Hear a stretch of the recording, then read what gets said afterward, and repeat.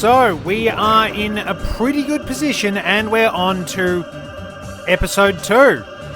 So, while we crawl around the board, probably the best bit of entertainment I can think of off the top of my head is Vanguard related, because why not talk about TCG and luck?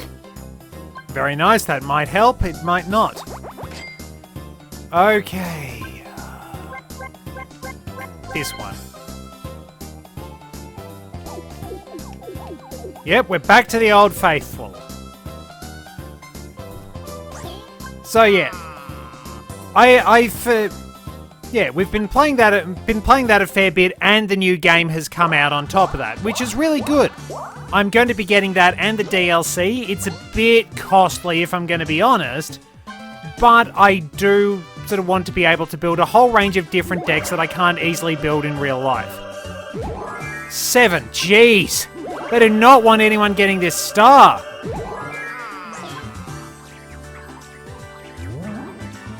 The odds are fixed. I mean, if I get a hidden block out of this thing. But the warp pipe is at least good insurance. But yeah. So, a little bit about the Vanguard decks. A good opportunity to share that. Probably the one I'd consider my main deck or my favourite deck is Zorga. The special skill of that deck is Alchemagic. Basically, when you play an order, you can bind an order from your drop zone, or in the case of Zorga Nadir, you choose an order that's already bound, and you stitch the effects and costs of the second order onto the back of the first one. It kind of reflects, lore-wise, Zorga's experiments with souls and things like that, because he's generally surrounded by undead abominations. And then you've got units like Inheritance Flower Maiden Hendrina, who's very cute and cheerful flower girl and quite literally the work experience kid. According to lore, it's apparently the reason why she's on Zorga's pirate ship. Work experience. But she's actually pretty handy for the crew and formed an odd friendship with Zorga. The deck is pretty powerful. It takes a bit of setup, but it's pretty strong. It can get a lot of power quite quickly if you use it right, and it's generally got access to good rear guards that can get an extra critical. But the problem with all this is that it does have to go through a lot of work to do it. And it just sort of annoys me that there are still decks that are able to wind up getting it just as much power and extra critical for pretty much free. Like, it's part of the reason I have such an animosity for the Aurora Battle Princess, or Prison for short, deck. Because there's not really a play around for the deck. So I'll go on my little rant for this. Like, usually it can choose rear guards and put them in the prison set order zone. And you either have to spend your resources to get your units out of prison, or wind up making your plays, but leave yourself open for their next combo pieces. Which, like, it wasn't too bad when it was just Seraph Snow, but the problem with Seraph Pure Light is if you have 10 cards in prison, and her skill can very easily put 6 in there, you wind up having to deal with a front row that's getting 5k for every 2. 5k for every 2 cards in prison, and if there are 10 in prison, the entire front row gets a crit. Yeah, this is in a deck that has Elder Breath as an overtrigger, which doubles the power and critical of the front row. It is literally the only overtrigger that can kill somebody from 0. Peach. Right, start following Peach. That's probably not the best thing to say. Right here. There we go. So yeah, there's no real workaround to it because prison has so many cards that can just pull things out of the drop zone and put them in prison. So if you Soul Blast, if you spend all your soul getting your units back, fine, you've circumvented one aspect of Seraph Pure Light's skill. If you have the ability to retire your own rearguards, good. You've circumvented another part of Seraph Pure Light's skill. but it also rips 2 cards out of your hand, which is absolutely sacrosanct, something that should not happen, and Bushiroad didn't learn from Chaos Breaker Dragon and Shiranui and G, because the hand is one of your biggest resources. It's where your rear guards come from. 2, great. It's where your Persona rides come from. It winds up being very, very important. You can't defend yourself if you don't have a good hand. Did Peach just decide to steal? Oh, that's right. I should have warped with DK. Because then I can go to the Boo House. I mean, Peach still could lose this, but yeah. There's no real play around to the Aurora Battle Princess's skills. No matter what, you are going to have to make a sadistic choice, and if you do, some decks can slow them down, but they will never completely stop them. And the massive free power, plus everything getting critical, and the fact they've got a restanding rearguard now, finally, somebody won, is just really, really, really dodgy. It's not necessarily one thing either. It's the sum of the parts. It's everything coming together to make a genuinely terrible experience that just doesn't really seem to have a lot of play around. Unless you can retire their units, because normally you'd be limited with Seraph Pure Light by the fact that you have to find them. But they've got a rearguard that effectively guarantees you Seraph Pure Light and drags something else into prison. So, ideal thing, even if you have absolutely no cards in prison, you've now pulled 7 cards from that one unit alone. To be honest, the fact that it reduces the counterblast cost by 1 always catches me off guard, because I keep forgetting Seraph Pure Light has a counterblast, because nobody actually uses it because of that stupid rearguard that lets you effectively rip 2 cards out of your opponent's hand for free.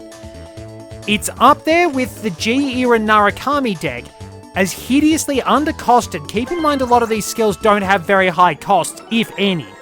Hideously undercosted and ridiculously overpowered, and I absolutely hate facing it. Like, ironically, the best matchup I've actually got against it is a deck that's very, very slow in the form of Sacrifice Glass. Because Sacrifice Glass can actually retire things, so I can make them expend their resources a bit more. But otherwise, it's a genuinely unfun deck. It's terrible to play against.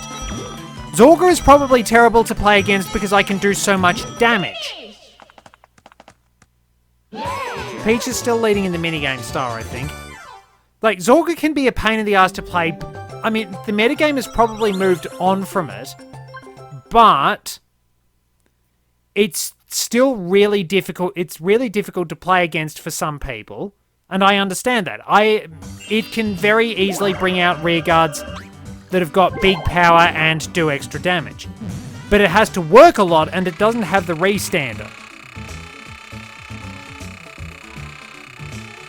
Oh, I'm sucking. Yes, I got the timing. Yeah. Well, there's still no starter steal. What turn are we on? Is this turn 10? No, it's not. It feels like it's been going for so long. 8, quite a decent roll. So, and this is the problem. We all get very, very big coin scores because nobody can wind up reaching the damn star. So yeah, that's why I absolutely hate that one. But I love playing Zorga because it's very technical. And you can get some really good combinations set up. It's a very effective deck. It's still pretty strong. It's not a metagame leader, but it frequently pops up and is generally consistent in what it can do. Probably my strongest one is Levedress, which is an interesting one because of how incredibly intricate it is. Let's take the Mega Mushroom. Levidrus has a lot of moving parts and it requires a lot of balance of various resources. You've got to be able to manage your counterblasts well, you've got to be able to manage your soul well, and you've got to manage your energy. But in return, it gets some of the most powerful abilities available. It can control defense very well, and it can launch plenty of attacks.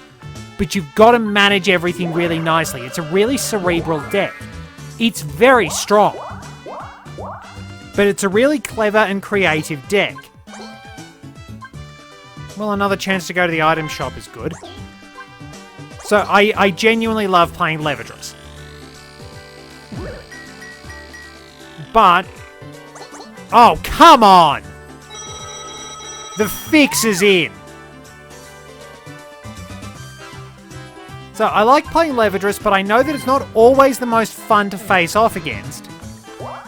So I don't play it as much.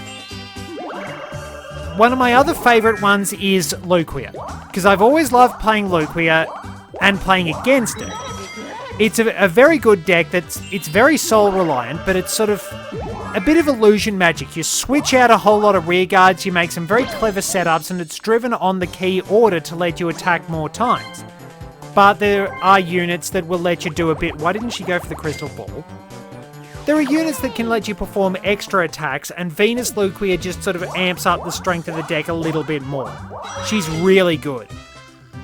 I like the aesthetics of the deck. Luquia is gorgeous on top of that. But the way the deck plays and everything... why is it the button mashing one? The way the deck plays is really, really good. It's very consistent and it can hit a lot of power with really good attacks as well. It's a good multi-attacking deck with good power. But it also relies on good management of the soul, and it is focused on certain key cards. You can wind up working around it, but...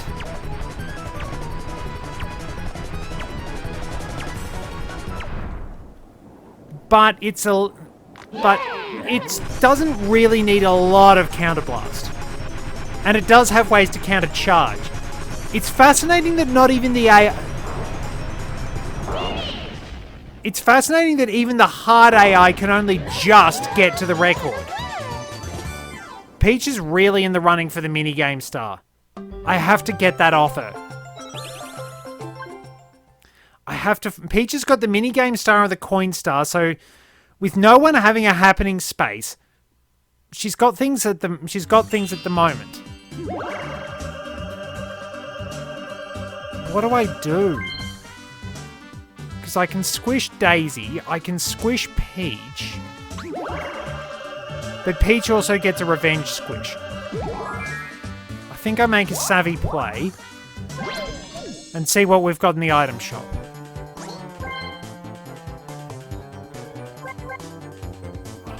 Well, I want the magic lamp. Because it's really hard stealing coins off the AI, and I wind up with a net loss on that one. Alright, well, obviously choosing no is more likely to get you the star. So I might as well try and make some money back.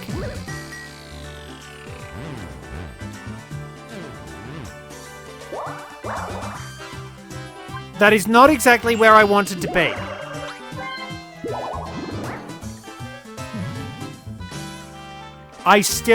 Peach has got the star twice, DK's got it once. I have constantly bribed Goomba and I still haven't been able to get it. Am I gonna get squashed twice?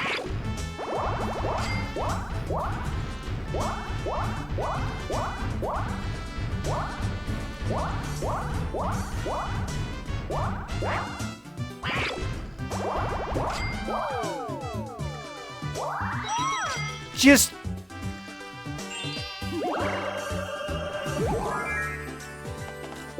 can I just point out that in the previous game, I used a Mega Mushroom. I did get doubles. But, well, I got a reasonable roll. I think I used a super mega mushroom. But when I used a regular mega mushroom, I rolled 4. Both times. With one dice roll on the super mega mushroom, I wound up... Wow. Like, can I just point out that I'm really, really, really pissed off with the game right now? I have been dudded out of getting that star twice. The game is trying to hand Peach the bonus stars on a plate. And then we get crap like that. Well, at least if Daisy winds up ahead of me, I can get a measure of petty revenge. I mean, Peach didn't get the star. Alright, well, I can't fail to get them. Vengeance is mine, saith the Wah. Alright, so I will get back to the Vanguard decks, because I haven't talked heaps about them. I've mostly used it to go on a rant. But yeah, I've always liked the aesthetic of the Silver Thorns. It's a really, really fun deck to play. It again requires a good bit of setup, but it's got so many cards that can set up, and you can wind up pretty much preparing the soul as you wish. It can chew through resources a little bit. Come on, Waluigi. Only 9. I didn't start off very well, but I still won. So yeah, that's a very fun one to play. This is going on overdressed decks, admittedly. I really like playing. I like playing Thegria as well, but that's there for a bit of fun. I've got the Velino build, which I haven't played in a while, but that's also a lot of fun. I really, really like the style of that, because it's a very good defensive deck that gets you a lot of benefits for using blitz orders. Alright, finally a decent roll. That could be handy. Well, I claimed some of my money back. Oh, am I in a good spot? Best possible roll. But Daisy could still screw me out of things. Depends on what happens with Daisy's Warp Pipe. And this is, yeah, turn 10. I've been losing count. So yeah, the Velino deck can defend really well, but it also gets some pretty good attacks in too. It can be a 5 attack deck with some pretty good power, especially on a Persona ride. Peach gets a mushroom. It's the first time we've actually seen the mushroom. Super Mini! I think you can just get regular mushrooms as well. So we have seen all 3 prizes appearing once. 2 of them were in Shy Guy's Jungle Jam. I got 100 coins and Luigi got 30. Oh, DK... Depends on what DK does. That Warp Pipe is going to be an issue. But yeah, it's really good. It's got a vibe of Insect Mafia to it. But it can throw out some really good attacks because it's basically got a unit that's... 911 I think I need to call that. I'm not getting squashed at least. All depends on what happens with the Warp Pipe. But yeah, it's still got a bit of a Mega Colony vibe in that it is actually a Mafia setup.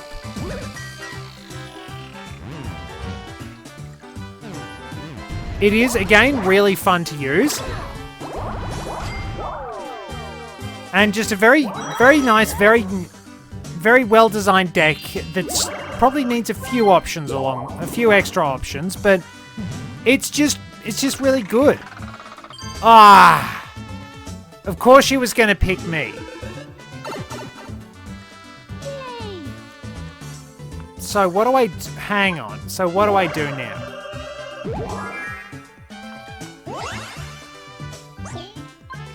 Do I wind up forfeiting?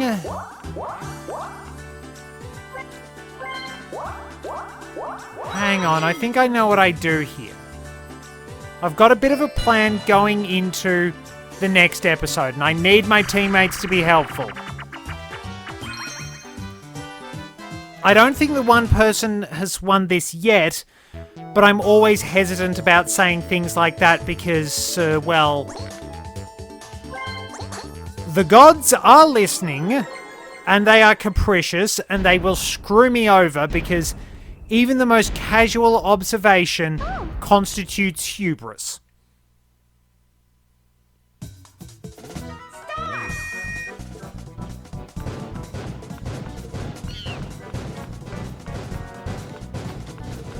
Okay, back off. Daisy, you're in my way.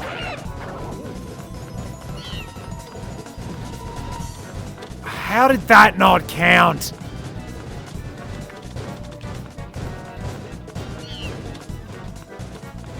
Come on, you pinheads! That was not any of you two. I did that myself. Give me the 30 coins. Well, I effectively will try and take them.